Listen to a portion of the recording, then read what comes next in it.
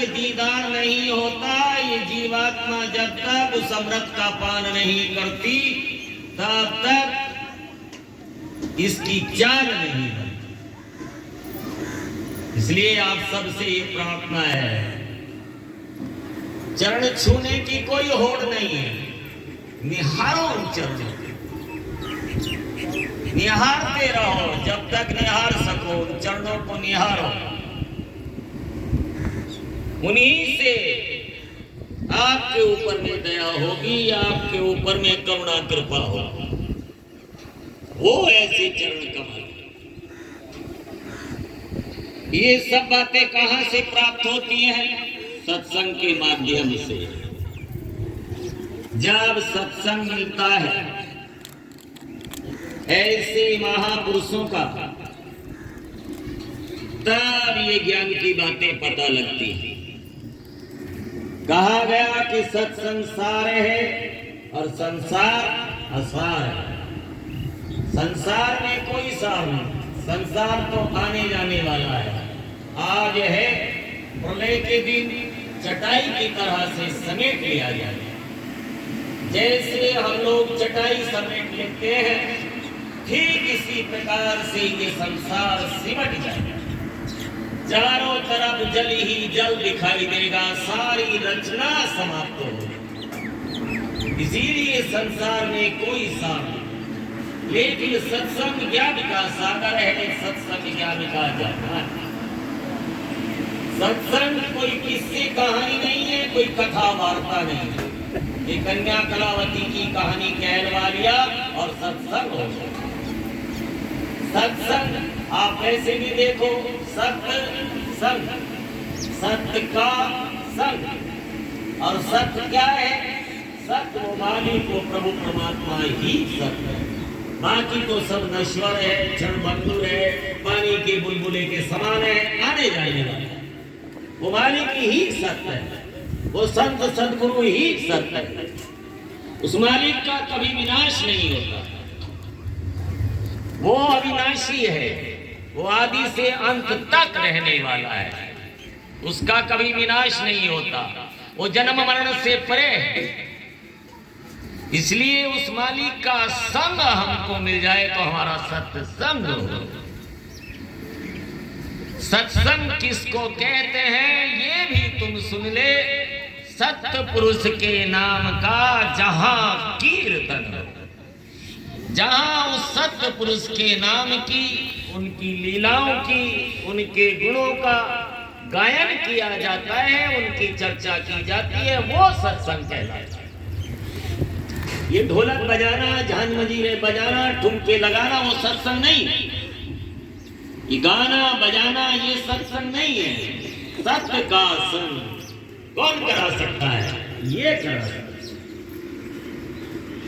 उस सत्य का संग ये करा सकते हैं और कोई नहीं करा सकता। सत्य संग जल जो कोई पाए, मैलाई सब कट कट। जो सत्संग की ज्ञान गंगा में डुबकी लगा लेता है, उसकी गंदगी साफ हो जाती है। ये जन्म जन्मांतर के आवरण पर्दे कर्मों के जो जीवात्मा के ऊपर में पड़े हैं, सब धीरे धीरे कटना शुरू हो जाते। ये सत्संग का प्रभाव है। सत्संग सुख शांति भरा है, जीवन का परमार्थ भरा। वो परम अर्थ बताने वाला सत्संग ही है। उस परमानंद की अनुभूति कराने वाला ये सत्संग ही है। इसीलिए सत्संग जैसा दुनिया में और कोई चीज नहीं। सत्संग जल जो कोई पाए, मैलाई सब कट कट जाए। ये युगों युगांतर की, जब से सृष्टि की रचना हुई है तब से आ रहे हैं, जा रहे हैं। विभिन्न माताओं के गर्भ से पसार होते हैं। 4 खान 84 लाख योनियों के जेल खाने में बंद रहते हैं। विभिन्न योनियों से पसार होते रहते हैं, कर्म करते रहते हैं। जिन कर्मों का फल भोग लेते हैं उनका हिसाब बराबर हो जाता है, लेकिन जिनका फल नहीं भोग पाते वो संचित कर्मों में चले जाते हैं, वो इकट्ठा होते रहते हैं। 3 प्रकार के कर्मों का उल्लेख किया गया है।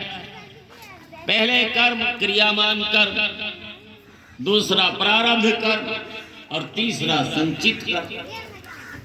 क्रियामान कर्म जो हम वर्तमान में कर रहे, इस वक्त में कर रहे, जिनका हमने फल भोग लिया उसका हिसाब बराबर, जो रह गए वो संचित कर्मों में इकट्ठा होते रहे। प्रारब्ध जो पिछले के जन्मों में किया, जिनका फल भोगा वो बराबर, जिनका नहीं भोग पाए वो भी संचित कर्मों में चले गए। तो ये कर्मों का लेखा जोखा हमारा संचित कर्मों में जो इकट्ठा होता रहता है, जब तक उसका हिसाब किताब बराबर नहीं होता है, तब तक ये हमारा आना जाना नहीं छूटता। ये जन्मना और मरना हमारा नहीं छूटता। जब तक वो जीरो नहीं होता, पाप कर्म हमारे ज्यादा है तो नरकों में डाल दिए जाते हैं, पुण्य कर्म है तो किसी अच्छी जगह स्वर्ग वैकुंठ में डाल दिए जाते हैं। लेकिन पुण्य छीने मृत्यु लोक, तो पुण्य खत्म हुए फिर आना पड़ा। इसीलिए महापुरुष सत्संग के अमृत वचनों का पान करा करके हमको ये ज्ञान करा देते हैं। ये हमको ज्ञान करा देते हैं कि जब तक इन कर्मों को हमारा सब जीरो नहीं हो जाएगा, तब तक हमारा ये आना जाना नहीं छूटेगा। ये 4 खान 84 लाख योनियों का विचरण हमारा समाप्त नहीं हो। ये ज्ञान सत्संग के माध्यम से मिलता है। इसीलिए कहा सत्संग बिन सत्संग विवेक ना होई, राम कृपा बिन सुलभ न। बिना सत्संग के ज्ञान नहीं होता, विवेक नहीं जगता। और वो सत्संग मिलता कब है? जब उस मालिक की दया मेहर हमारे ऊपर हो। आप इतने प्रेमी बैठे हैं, आज के ये दिन, आज का ये समय, आज की ये घड़ियां, आज के ये लम्हे स्वर्णिम अक्षरों में लिखे जाएंगे आपके खाते। जब आप जाएंगे तो जाते ही लिखा दिया जाता है कि आपको भेजा गया था दुनिया में सत्कर्म करने के लिए, अच्छे कर्म करने के लिए, सत्संग करने के लिए, और आपने इतना इतना सत्संग किया और उसका फल ये कितना बड़ा फल मिलता है। एक उदाहरण के माध्यम से आपको समझाना चाहता हूं। एक सेठ जी ब्याज पर पैसा देते थे और ब्याज पर ब्याज लगाते थे। किसान लोग जरूरत के अनुसार उनसे पैसा ले आते थे। एक किसान पैसा लेकर के आया, फसल अच्छी नहीं हुई तो ब्याज नहीं दे पाया, 4-6 महीने का ब्याज रुक गया। तो सेठ जी को कहा मर्दास सेठ जी आधम के, और कहा किसान से, भाई आपने 4 महीने का ब्याज नहीं दिया तो ब्याज दो। क्या हो गया बेटा? किसान ने हाथ जोड़े, पैर पकड़े, सेठ साहब फसल थोड़ा अच्छी नहीं हुई है इसलिए ब्याज नहीं दे पाया, आपकी फसल अच्छी खड़ी है, उसको बेच करके मैं आपका सारा हिसाब किताब चुकता करूं। लेकिन सेठ जी नहीं माने, कहा नहीं, मुझे तो आज ही ब्याज का पैसा चाहिए, मूल तो आप जब दोगे तब दे दो। बहुत मिन्नतें किया, प्रार्थना किया, महाराज दया करो, रहम करो, कोई हमारे पास तो पैसा नहीं है। तो उसके घर में जो अनाज था सेठ जी ने वो सब बांध लिया। बहुत मिन्नतें की, पड़ोसियों ने भी बहुत प्रार्थना किया, इनके बच्चे क्या खाएंगे, आप कुछ तो रहम करो, कुछ तो दया करो। कहा नहीं, मैं तो ब्याज लेने में तो बिल्कुल कोई मेरी तरफ से कोई इसके लिए गोताई नहीं, बैठ जाओ, कोई दया नहीं है, ब्याज पैसे देंगे, बैठ जाओ। बांध लिया, एक गठरिया बांध ली और कहा कि भाई मजदूर लाके दो। उन्होंने कहा हम भी आपके लिए कोई मजदूर नहीं लाके दे, अब आपने ये किया है इसको ले जाओ। सेठ जी वहां से निकले, पड़ोसियों से कहा भाई कोई